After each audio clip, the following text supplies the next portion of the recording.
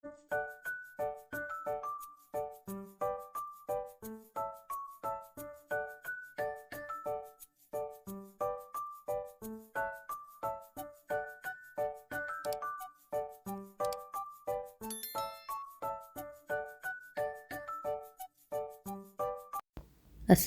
আলাইকুম। কেমন আছেন সবাই? আশা করি সবাই খুব ভালো আছেন। আমিও আল্লাহর রহমতে অনেক অনেক ভালো আছি। আজকে যে যেখান থেকে আমার ভিডিওটা দেখছেন, আশা করি সবাই ভালো ও সুস্থ নিরাপদে আছেন। এই তো দুপুরবেলা একটু ছাদে উঠেছি। গত ভিডিওতে দেখেছিলেন যে আমি আন্তাসা পিঠা বানিয়েছিলাম কিংবা তেলের পিঠা। যে যেখান থেকে যে নামটা বলেন আর কি, পিঠার নামটা। তা আমরা এখানে আন্তাসা পিঠাই বেশিরভাগ বলা হয়।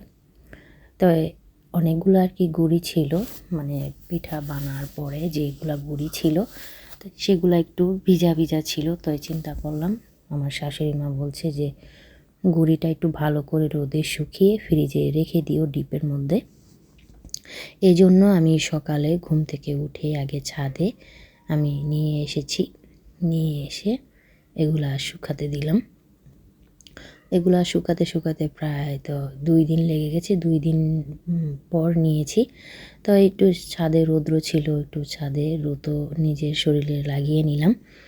লাগিয়ে তারপরে দেখলাম যে না, ভালোই লাগছে। সকালের যে রৌদ্রটা খুব ভালো লাগে কিন্তু শরীরের গায়ে লাগলে, এই জন্য লাগিয়ে নিলাম। তারপরে গুঁড়িগুলো আমি একটু নেড়ে চেড়ে নিচে নেমে গেলাম।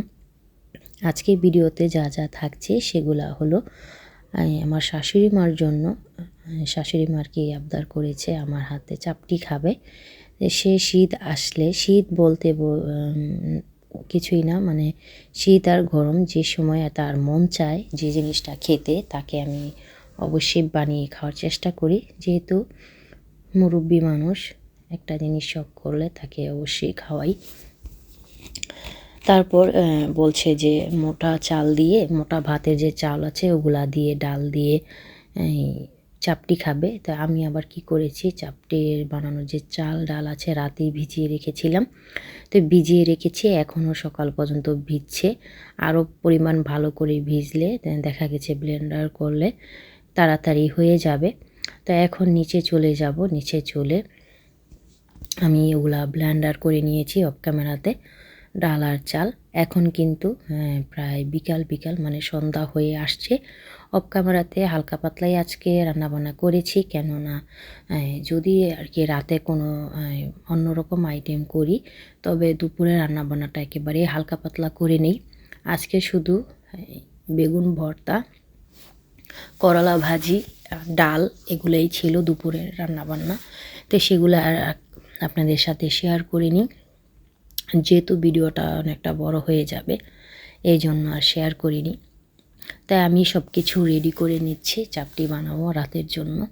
দেখেন আমাদের এখানে এত পরিমাণ শীত, মানে শীত এখন কিন্তু অনেক জায়গায় অনেকটা কমেই গেছে। মাঝখানে এত পরিমাণ শীত ছিল, তবে 2-3 দিন যাবৎ একটু শীতটা কম লাগছে। কিন্তু আমাদের এখানে রাত হলে অনেকটাই শীত লাগে। এই জন্য আমার ভারী যে এই জ্যাকেটটা আছে ওটা পরতে হয়।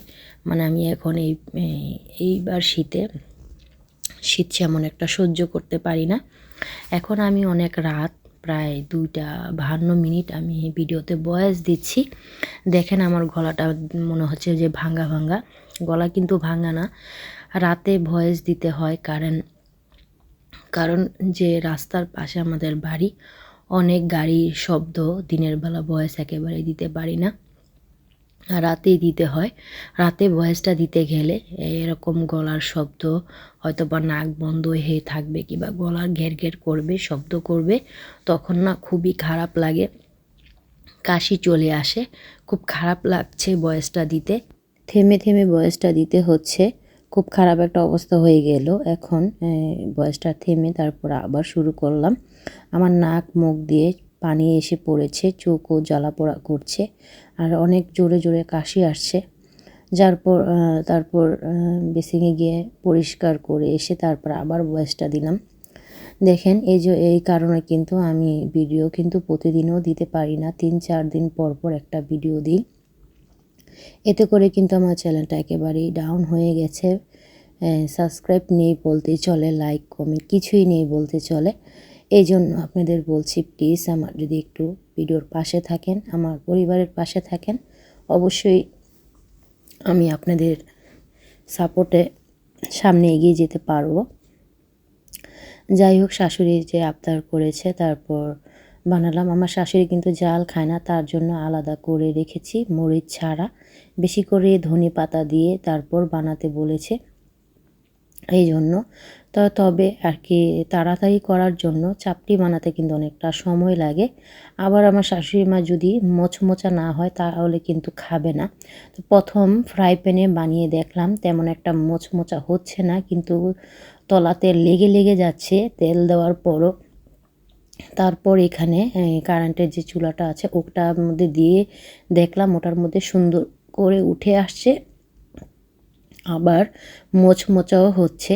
এই জন্য তাড়াতাড়ি হবে, এই জন্য আমি দুটা করে দুই জায়গা থেকে দিয়েছি। এটা একটু নরম হয়েছে, এই জন্য কম জালে দিয়ে রেখেছি তাড়াতাড়ি করে, যাতে দুই চুলা তাড়াতাড়ি হয়ে যায়। কিন্তু চাপটি বানাতে কিন্তু অনেকটা সময় লাগে, অনেকটা সময় ধরে দাঁড়াতে হয়। এই তো আমি ওটার মধ্যে দিচ্ছি, এটার মধ্যে করছি, আর এটার মধ্যে গরম করে করে মোচমোচা করে নিচ্ছি যাতে তাড়াতাড়ি হয়ে যায়।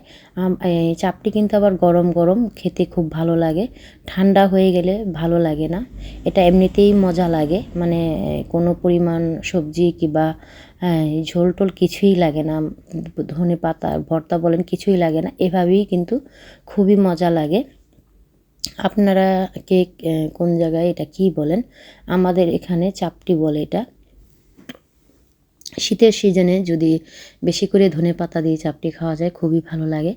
রাতে আমরা খাবার টাবার অলরেডি খেয়ে এসেছি, তবে আমি বিকালে আবার একটু বাজারে গিয়েছিলাম।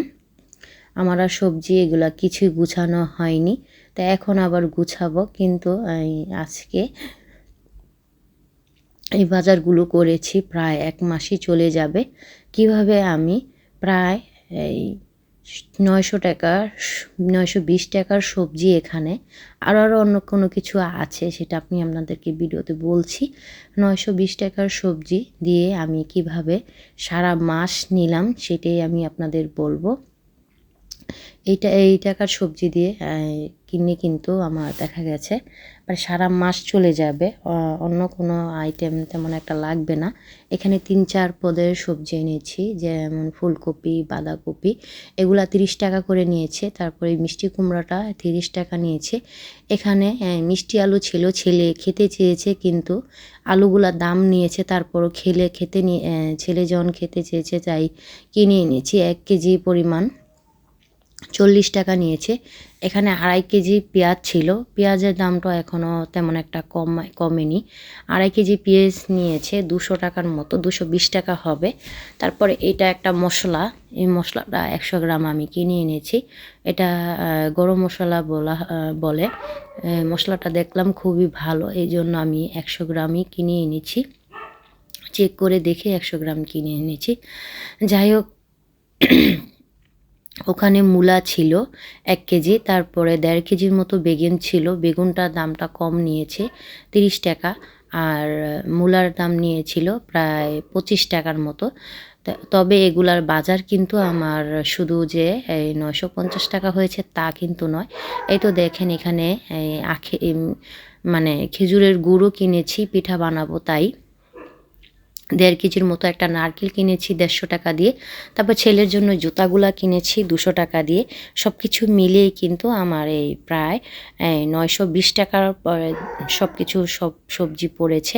খেজুরের গুড়, জুতা আর হলো নারকেল, এই 3টা আইটেম ছাড়া বাকি সব বাজার কিন্তু আমার প্রায় মোট 600 টাকার মতো পড়েছে।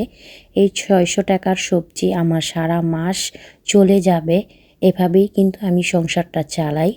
আবার আপনারা আরেকটা কাজ করতে পারেন, যদি আপনারা বাজারটা একটু রাতে করতে পারেন তখন কিন্তু বিকালের তুলনায় সকালের তুলনায় বাজারের সবজির দামটা কিন্তু অর্ধেকটাই কমে যায়।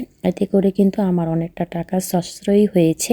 এই জন্য আমি কিন্তু পুরোপুরি বাজার আমি সারা মাস এভাবেই চালিয়ে থাকি। আসসালামু আলাইকুম। পরবর্তী ভিডিও দেখার আমন্ত্রণ জানিয়ে আজকের ভিডিওটা আমি এখানেই শেষ করছি। ভালো থাকবেন। আল্লাহ হাফেজ।